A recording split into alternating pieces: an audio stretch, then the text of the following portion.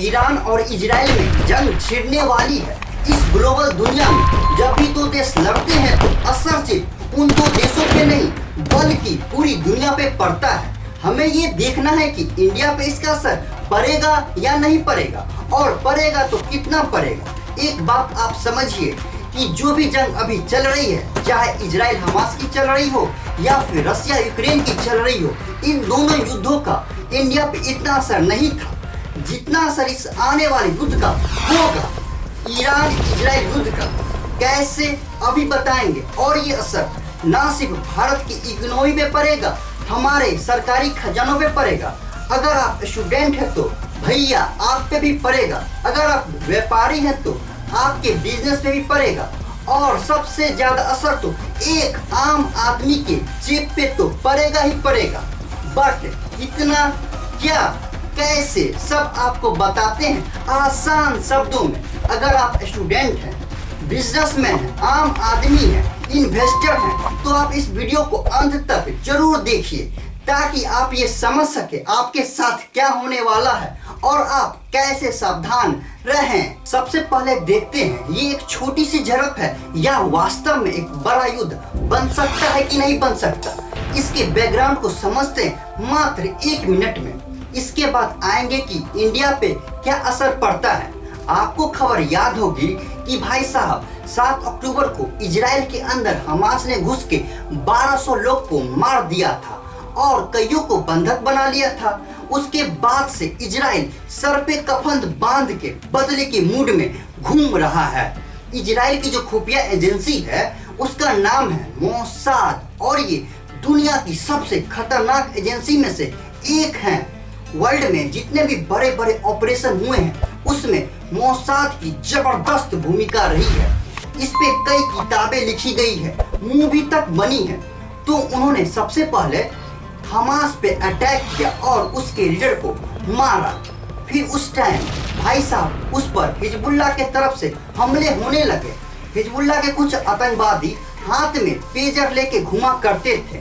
कुछ ऐसा किया मोसाद ने कि पेजर में ब्लास्ट हो गए, और बहुत सारे जब पेजर में ब्लास्ट हुआ कई लोग मारे गए। जब वो मरे उसके जब अंतिम संस्कार हो रहा था तब जब लोग इकट्ठे हुए तो उनके वॉकी टॉकी में ब्लास्ट कर दिया, तो बचे कुछ और मार दिया। हालात तो ये हो गया कि अगर मान लीजिए वाटर बोतल है तो उससे भी डर लगने लगा कि कहीं ये भी तो ना ब्लास्ट कर जाए। फिर इजराइल ने सीधा हिजबुल्लाह के कमांडर को ही मार दिया। उसके बाद से इतना खौफ है कि ईरान के जो लीडर हैं खुमैनी, वो इस टाइम छुप रहे हैं कि भाई साहब कहीं हम पे ना हमला कर दें। अब जब इतना सब चल ही रहा था, ईरान साथियों बार बार धमकियां दे रहा था कि भाई देख लो, ऐसा मत करो, ऐसा मत करो, पर कुछ कर नहीं रहा था। अब ईरान की लीडरशिप पे प्रेशर बनाया गया, उनकी जनता ने, मीडिया ने, कि जी भाई साहब रोज इज्जत तार तार होती है, कुछ तो करो। गुस्से में आके साथियों अभी हाल ही में ईरान ने 200 के आसपास बैलिस्टिक मिसाइल इजराइल पे दाग दी। अब इजराइल का डिफेंस सिस्टम स्ट्रांग था तो उन्होंने उसको काफी हद तक उसको डिफेंस कर लिया। लेकिन अब इजराइल ने दोबारा कसम खाई है कि भाई साहब हम चुन चुन के बदला लेंगे, हमारी पसंद की तारीख होगी, हमारे पसंद की जगह होगी, पर हम बदला जरूर लेंगे। ये इजराइल ने खुलेआम कह दिया है। तो ईरान भी इधर कह रहा है अगर तुमने अब बदला लिया तो अगला अटैक इससे भी खतरनाक होगा। अमेरिका बीच में कह रहा है कि भाई इजराइल तू टेंशन नहीं लेने का, कुछ भी होगा मैं पीछे खड़ा हूँ। और साथियों आप मान के चलिए जब भी अमेरिका बोलता है भाई मैं तुम्हारे साथ हूँ तो समझ लीजिए कलेश लंबा चलेगा। ये यूक्रेन को भी बोला था भाई मैं तुम्हारे साथ हूँ, पैसा भी दे रहा है, मिसाइल भी दे रहा है, लेकिन कलेश अब तक खत्म नहीं होने दे रहा है।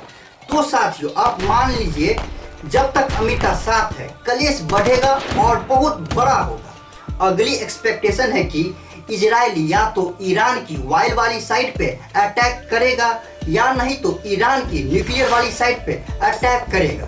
अब देखते हैं कहाँ करेगा, कब करेगा, पर करेगा जरूर।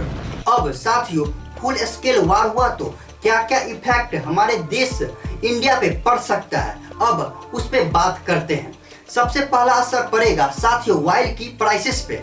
मान लीजिए ईरान की ऑयल रिफाइनरी पे अटैक हो गया और वहाँ पे रिफाइनरी का ऑयल का एक्सट्रैक्शन का कोई भी काम रुक गया और लंबे टाइम तक रुका रहा, तो साथियों तेल के दाम तो बढ़ने ही बढ़ने हैं। आप जानते हैं बस खबर ही आई है कि अटैक होने वाला है, तब से ही 4 से 5% ऊपर चल रहा है क्रूड ऑयल का दाम। ऑयल महंगा होगा ये तो एक कारण है। उससे भी बड़ा चिंता की बात यह है कि ट्रेड रूट इंडिया को अपने एनर्जी नीड को निभाने के लिए जितने भी ऑयल की जरूरत होती है उसका 80 to 85% हमको इंपोर्ट करना पड़ता है, मतलब दूसरे देश से पैसा देकर खरीदना पड़ता है। इसके अलावा हम नेचुरल गैस है वो भी इंपोर्ट करते हैं, 50% से ज़्यादा तो अकेले कतर से आती है। अब साथियों ये जो युद्ध हुआ तो 2 मेजर ट्रेड रूट है, एक तो है रेड सी और एक आता है स्ट्रेट ऑफ हॉर्मुज। जितने भी रास्ते हैं ऑयल आने जाने के उसमें सबसे इम्पोर्टेंट चोक पॉइंट है स्ट्रेट ऑफ हॉर्मुज। दुनिया का 20% से ज़्यादा ऑयल इसी रास्ते से आता जाता है और इंडिया का 60 to 65% ऑयल इसी रास्ते से आता है और इंडिया जो गैस मंगाता है कतर से वो भी इसी रास्ते से आता है। तो अब आप समझें इंडिया पर इस युद्ध का कितना असर पड़ेगा। अच्छा, इस रूट का एक उपाय यह है कि जहाज थोड़ा घूम के लंबा चक्कर खा के आएगा। तो साथियों अगर लंबा चक्कर खा के आएगा तो ज़्यादा टाइम लगेगा, इससे होगा रेट कई गुना महंगी होगी। अब जो असर पड़ेगा भारतीय सरकार पे और भारतीय आम आदमी पे, सबसे पहला जो इफेक्ट पड़ेगा आम आदमी पे वो है महंगाई। जब साथियों तेल महंगा आता है तो पेट्रोल डीजल सब महंगे हो जाते हैं और उसके चक्कर में जितने भी खाने पीने की चीज़ें हैं या और सब चीज़ें हैं वो सब महंगी हो जाती है क्योंकि ट्रांसपोर्ट की कॉस्ट बढ़ जाती है। आपको बता दें कि इंटरनेशनल मार्केट में कच्चे तेल के दाम अक्टूबर के आसपास $70 पर बैरल था। अगर मान लीजिए ईरान की ऑयल फैसिलिटी को डिस्ट्रॉय कर देता है इजराइल, इस पार्टिकुलर केस में कच्चे तेल के दाम कहाँ जाएंगे जो $70 से $75 हैं पर बैरल। देखिए कई एनालिस्ट प्रेडिक्शन तो बहुत डरावनी कर रहे हैं, वो कह रहे हैं कि $200 प्लस आराम से पहुंच सकता है। नाउ अगेन अगर आप $200 की बात हम नहीं करते हैं ना, मान के चलते हैं $100 $120 भी पहुंच गया, इसका बहुत बुरा असर पड़ेगा भारतीय इकोनॉमी पर। इंडिया का पूरा बजट इससे हिल जाएगा। हमें लाखों करोड़ रुपए एक्स्ट्रा पे करने होंगे टू बाय क्रूड ऑयल। तो मानिए घूम फिर के आम आदमी के जेब पे ही बुरा असर पड़ेगा। जब आम आदमी की बात हो ही रही है तो आम भारतीय के एक सेक्शन को कवर करते हैं जिस पे डायरेक्ट और सबसे ज़्यादा असर पड़ेगा। वो जो है भारतीय मिडिल ईस्ट में काम कर रहे हैं। ये जो छोटे मोटे झड़प है तो वे काम कर रहे हैं, लेकिन जब ये फुल ब्लोन युद्ध हो जाएगा तब साथियों वहाँ से सरकार इनको भेज भी देगी और भारत की सरकार इनको बुला भी लेगी और कई लोग युद्ध के चक्कर में वैसे ही भाग के आ जाएंगे। अब वहाँ पे जो विदेश में काम कर रहे थे वहाँ पे उनकी कमाई इतनी थी वो कैसे भी रहते थे, लेकिन घर में 8 से 9 लाख साल का आराम से भेजते थे। और इंडिया का जो फॉरेक्स रिजर्व है वो बहुत ज़्यादा आज की तारीख में बढ़ा हुआ है, लगभग 700 बिलियन के लेवल पे है। उसमें भी इनका बहुत बड़ा कंट्रीब्यूशन था। इससे 2 फायदे होते हैं, घर वाले को तो रुपये मिलते ही हैं लेकिन सरकार को फॉरेक्स इनकम मिलता है, साथियों विदेशी रुपया मिलता है। अब इतनी बड़ी जनसंख्या हजारों लाखों के लोग जब इंडिया वापस आएंगे, इनके पास काम करने को काम नहीं होगा।